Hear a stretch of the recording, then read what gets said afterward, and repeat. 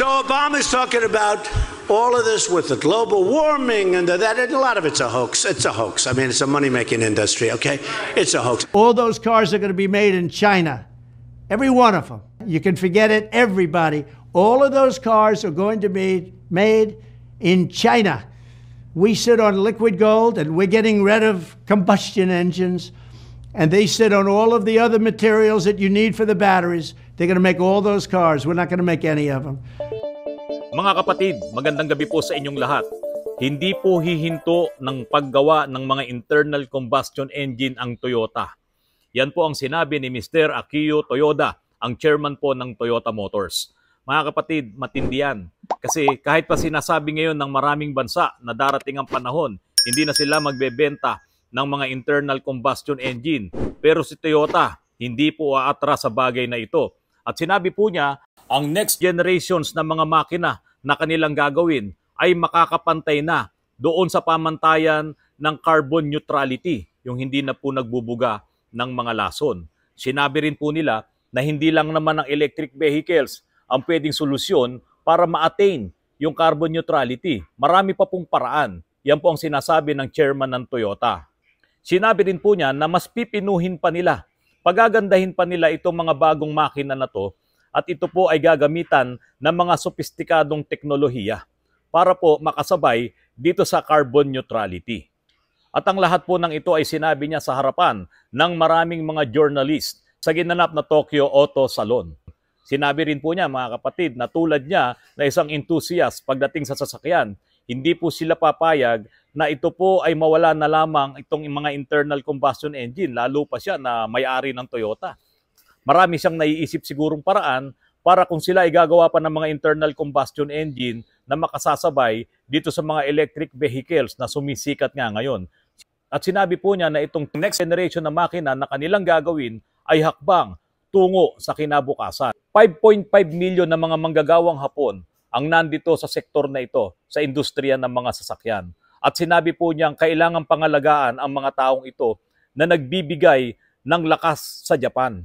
Marami silang angking mga galing, marami silang mga ginawa para lalong umunlad ang bansang Hapon. Hindi dapat pabayaan na lamang na mawala ang mga taong ito kung hindi nagagawa nitong mga internal combustion engine. Kaya hinihikayat din po niya itong mga gumagawa ng mga makina dyan sa Japan na gumawa pa rin po sila ng mga makabago at sopistikadong internal combustion engine. Mga kapatid, layunin ng Toyota dito sa kanilang gagawing internal combustion engine na mabawasan na rin talaga yung usok na inilalabas nito, na ibinubuga nito. At isa po sa paraan na kanilang iniisip na gawin, ayun nga pong lakihan yung kompresyon ng mga makina na to at linear combustion na lamang, kaunting mga fuel na lamang ang susunugin. At siyempre, kasama na rin doon yung kanilang dinidevelop na hydrogen fuel or hydrogen cars. Pwedeng diretsong hydrogen yung gatong, or yun namang kanilang mga na-develop na tulad dyan sa Toyota Mirai na hydrogen fuel cell. Itong mga makabagong makina na gagawin ng Toyota, kung kayo po ang tatanungin, papayag po ba kayo? Kung ako naman ang tatanungin nyo, para sa akin, ito po ay isang positibong bagay. Dahil nga po, ipinangako naman nila na aabutin nila yung pamantayan ng carbon neutrality. Eh syempre, ang maganda doon, hindi mawawala yung ating kinagisnan ng mga internal combustion engine. At siyempre si Autorans, magtatagal pa po kami. Dahil kung puro electric vehicle na po ang magdaratingan at talagang magiging standard na sa buong mundo, baka wala na po kaming gawin. Meanwhile, the cars don't go far. The range is even worse in the winter. The materials are all made in China. And it takes so much energy to produce the batteries that electric cars don't even break even environmentally for at least 5 to 10 years. They'll never break even. It's a catastrophe waiting to happen. Mga kapatid, mayroong maraming mga bagay na magdaratingan na nakakagimbal pagdating po dito sa industriya ng mga sasakyan. Nakakagimbal dahil buong mundo po ang tatamaan nitong mga pangyayaring ito. Kaya nga po sabi ko habang sinusulat ko itong aking vlog, naisip ko na ang mangyayari po dito sa industriya ng mga sasakyan ay parang sirang automatic transmission na ang kanyang andar ay aandap-andap, na minsan ay walang reverse, minsan naman ay puro reverse lang. Yun po yung parang ganun ang mangyayari kapag po dumating na itong sinasabi ko po sa inyong mga bagay na to. Mga kapatid, diyan po ngayon sa US, sa Amerika, ay panahon po ngayon ng eleksyon. Muling mamimili ang mga citizens diyan ng Amerika kung sino ang magiging presidente nila sa darating po na eleksyon. Ngayon, isa po sa nangunguna na kandidato para maging pangulo diyan sa Amerika ay ang dating pangulo na si Donald Trump. Because they're selling you to hell. You're going to be going to hell. You're not going to have any jobs. All those cars are going to be made in China. Every one of them.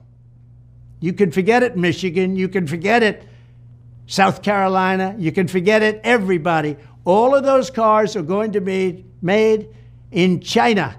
Ayan po mga kapatid, bulgar na bulgar po at sinasabi niya na ayaw niya sa electric vehicle. At sinasabi po niya, ang electric vehicle daw po ay hoax or panloloko.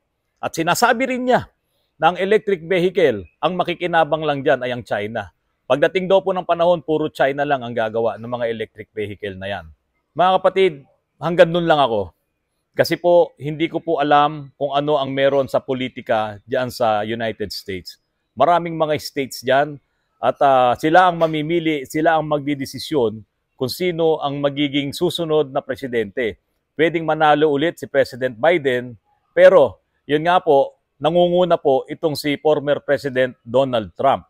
Ngayon, kung meron po kayong mga nalalaman, lalong-lalo na yung mga kapatid natin dyan or yung mga subscribers natin dyan na nasa Amerika, wala po kayong problema na isulat or ikomento yung inyong mga nalalaman para kami naman pong mga nandito sa Pilipinas ay makaamoy ng politika po dyan. Kasi wala kaming alam dyan, nandito lang po kami sa Pilipinas. Ang isa pong humahalukay ngayon sa isipan ko, na parang nagko-connect, no? Si Toyota sa mahabang panahon, hindi po sila gumagawa ng mga electric vehicles. Kakaunti lang. At kung meron man po silang ginawang mga electric vehicles ngayon, napakamamahal. Sabi nga, ito yung mga first class nila, yung mga mamahaling mga sasakyan nila na electric vehicle. Na kahit ako po, alam ko pong hindi ko kayang bilhin. Mag-vlog man ako mag-vlog araw-araw, hindi ko po kayang bilhin itong mga Toyota na electric vehicles na to. At ngayon, sila mismo ay sinasabi nila na hindi pa rin sila hihinto sa paggawa nitong mga internal combustion engine. Tapos itong si former President Donald Trump, sinabi po niyang ayaw niya sa electric vehicle at pipigilin daw po niya itong Environmental Protection Agency ng Amerika, pipigilin niya, babaguhin niya yung rules. These people are allowing our country to do these electric vehicles that very few people want. And it's a mandate. So you'll ultimately be forced to drive in a car that goes for an hour and then you have to have it recharged. I hope you don't want to go very far away. Biden has imposed the outlandish requirement that 67% of all new vehicles must be electric in less than 10 years. That means Michigan and places that make cars, you can forget about it. You better get your union working because you can forget about it. Those cars are all going to be made in China. Mahihirapan na pong maka-avail ng 7,500 na tax credits itong mga bumibili po ng electric vehicle. Ngayon nga po, bagsak na yung benta ng electric vehicles. Tapos, mawawalan pa sila ng tax incentives, no? Yung tax credits na yan. Sino pa ngayon ang bibili ng mga electric vehicles na yan? So, napakalaking issue po niyan pagdating dyan sa Amerika. Pero dahil nga Amerika yan, lahat ngayon po ng mga nagtitinda ng mga electric vehicles, lahat ng mga legacy manufacturers na yan, apektado po niyan. So yan po yung sinasabi ko sa inyo na nakagigimbal na mga pangyayari na darating. Pero si Toyota, hindi po siya nagimbal. Kasi po, hindi nga po siya gumagawa ng maraming electric vehicles. At ngayon ay ipinangako nga po niya sa harap ng maraming mga journalists dyan sa Tokyo Auto Salon na sila po ay hindi titigil sa paggawa ng mga internal combustion engine. Kasi po bakit? Ito po, opinion ko lang. Ang Amerika pong muli ang kanyang magiging market. Once, yan, kapag nanalo po si former President Donald Trump. Kasi nga po, sinasabi po niya, bulgar na bulgar, ayaw po niya sa electric vehicle. Maging sinasabi rin po niya na itong climate change ay hoax din daw po. So Obama's talking about all of this with the global warming and that, and a lot of it's a hoax. It's a hoax. I mean, it's a money-making industry, okay? It's a hoax. Hindi mo na ako magsasalita tungkol doon. Dahil ako po ay matagal ng advocate, no? Nag-advocate po ako ng climate change. Bago pa man ako maging si Otto Ranz, ay nandiyan na po tayo pagdating po sa health, no? Health is wealth. Kasama po nating ina-advocate yan noon pa man. Ngayon mga kapatid, tatanong ko lang po diyan sa mga nasa US, kasi hindi ko po talaga alam to. Ito tanong lang ha. Kapag po ba na-elect ulit itong si former President Donald Trump na presidente ng US, yun po ba ay second term na niya? Itutuloy lang po ba niya yung naunsyami niyang second term? Or babalik po siya sa kanyang first term? Kasi po, kung babalik siya doon sa unang term niya, edi siyempre, meron pa ulit siyang second term na kung sakaling manalo ulit siya, 8 taon yan. Kaya ko lang naman po tinatanong. 8 taon na mabibinbin itong electric vehicles. Kung hindi man po niya ito pipigilan or kung hindi man niya ito ihihinto, siyempre, hihina po ang negosyo nitong electric vehicles diyan sa US. At magdaratingan pong muli itong mga internal combustion engine diyan sa merkado ng Amerika. But at least with cars, you could say, hey, if it's a short distance, and you should be able to buy electric, but you also should be able to buy gasoline-powered cars. We have all the gasoline that China doesn't have. Mga kapatid, tayo po dito sa Pilipinas, nakamasid lamang po tayo sa mga pangyayaring yan. Bagamat hindi naman po tayo talaga apektado nitong mangyayaring gulo or sabihin na nating mga bagay-bagay dito sa industriya ng sasakyan diyan sa ibang bansa, siyempre tayo umaasa lang din naman kung ano yung magiging epekto nito sa atin dito sa Pilipinas. Ang magiging epekto niyan, siyempre lalong tatagal na makarating dito yan sa Pilipinas. Ibig sabihin, dapat kasi 2050, wala nang mga internal combustion engine eh. E di, i-plus 8 mo ngayon yan, 2058. Depende po. Kung magpapatuloy ang partido ni Mr. Trump na ang susunod na uupo ulit na presidente, ay yung partido niya, siyempre, ma-adjust yan. Pero siyempre, depende po yon doon sa presidenteng i-elect nitong mga citizens ng Amerika. Mga kapatid, papayag ka ba na madodominate talaga ng China itong automotive industry pagdating po sa electric vehicles? Kasi nga po, sa ngayon, sila po talaga yung number 1 at leading sa pagbebenta nitong mga electric vehicles. Sa buong mundo po yan. Naiwan po dyan ng Toyota. Dahil nga po ang Toyota, ang gusto po niya ay manatili ang mga internal combustion engines or itong hydrogen fuel cell or hydrogen cars na kanilang mga gagawin. At ang pinakabago nga po ay itong sinasabi nila na next generation internal combustion engine na kanilang mga i-develop. Ngayon, ito pong Toyota, ang may-ari po niyan na si Mr. Chairman Akio Toyoda, sinasabi po niya yan, tinitindigan niya yan. At itong si former President of the United States na si Donald Trump, tinitindigan din po niya na itong electric vehicle ay hoax or panloloko. Ngayon, 3 sila. Ito namang si China, itinitindig din niya na siya yung number 1 pagdating dito sa electric vehicles. O tanong ko po sa inyo mga kapatid, comment nyo, kanino po kayo? Diba? Kung ako, kay Toyota ako. Gumagawa rin naman siya ng electric vehicles, gumagawa rin naman siya ng hybrid, at hindi niya ihihinto itong internal combustion engine. Ngayon, kay Mr. Donald Trump naman, siyempre may hangganan naman ng pagka-presidente. Diba? O kung ngayon, makukuha niya ulit yung luklukan na yan, may 4 na taon siya at posibleng may 4 na taon pa ulit na susunod kapag manalo ulit siya kung magkakaroon ulit siya ng second term. Ngayon, kung si China naman, kayo po ba ay pabor na maging number 1 talaga sa buong mundo itong si China pagdating po sa electric vehicle? So, i-komento nyo po yan. Ngayon sa Europe po mga kapatid, talaga namumroblema din sila. Kasi po, ang dami na pong nag-invest sa kanila dyan pagdating dito sa electric vehicle. Bilyong-bilyon dolyares ang in-invest nila dyan. Itong mga legacy manufacturers na to, si BMW, si Volkswagen, ang dami po dyan. Talagang ang lalaki nila, Mercedes-Benz, Stellantis, no? At maging dyan sa US, ang dami na rin po nilang in-invest na pera dyan.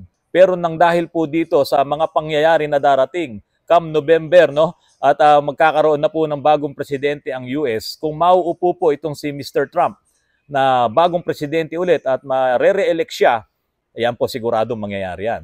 Dahil siya na mismo ang nagsabi na kanyang gagawin po yung mga bagay na yan. And are one of the main reasons the average cost of a new car is now over $50,000.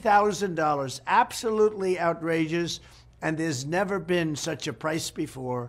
These exorbitant prices are despite the fact that Biden is spending billions and billions of taxpayer dollars subsidizing electric cars for rich people while normal Americans can't afford to use one. Ngayon, ang mga EV supporters, ayan, naiipit po sila dito sa kaguluhan sa politika. Babalikan ko po yung sinasabi ni Mr. Trump na ito pong climate change ay panloloko. Hindi po ako agree doon. Ayan, hindi po ako agree doon. Kasi marami na rin naman tayong mga nakita na mga nagkakasakit, maraming namamatay. At yan po ay siyensya, yan po ay medicine, no? Maraming mga pag-aaral na dyan na talagang itong pollution ay nagkokos ng napakaraming sakit, lalong-lalo na yung cancer. At kasama po dyan yung climate change na nagbabago na rin po talaga. Dahil nga po sa epekto nitong mga GHG, no, yung mga greenhouse gases po na to. So, yun doon po siya nakukonek, itong climate change. At yung mga tulad ngayon, no, yan, sobrang yelo, no, ang tindi ng winter diyan sa iba't ibang panig ng mundo. Na yun nga mga electric vehicles na gawa nila diyan, ayaw nang umandar. O isa pa po yan sa mga negatibo pagdating sa electric vehicles. Ang umaandar na lang ngayon diyan karamihan na itong mga gasoline fueled engines, pati yung mga diesel fueled engines. Yan mga tumatakbo ngayon diyan.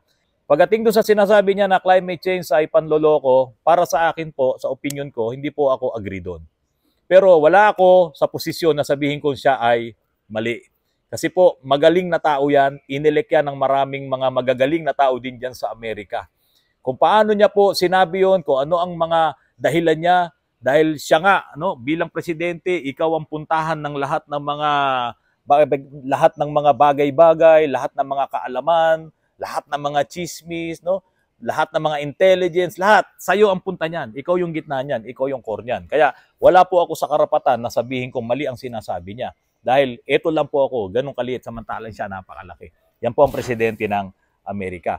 Pero dahil po ako po, tinitindigan ko rin po na totoong mayroon na pong pagbabago ang ating klima. Yung pong tinatawag na climate change.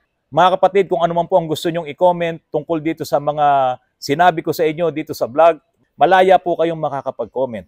At malaking bagay po sa amin na nandito sa Pilipinas, ang mga comment nyo, marami po kaming matututunan. Kaya lang po mga kapatid, wag po kayong magko-comment ng mga foul na mga pananalita. No? Kasi bawal din naman po sa YouTube yan. Iwasan po natin yon. Mga kapatid, magandang gabi po sa inyong lahat. Maraming salamat po sa patuloy nyo pong pagtangkilik dito sa aking channel, dito sa Autorans. 73,000 subscribers na po tayo. At sana po umabot tayo ng 100,000 pagdating po sa birthday ko sa January 29. Maraming salamat po. Magandang gabi po sa inyong lahat.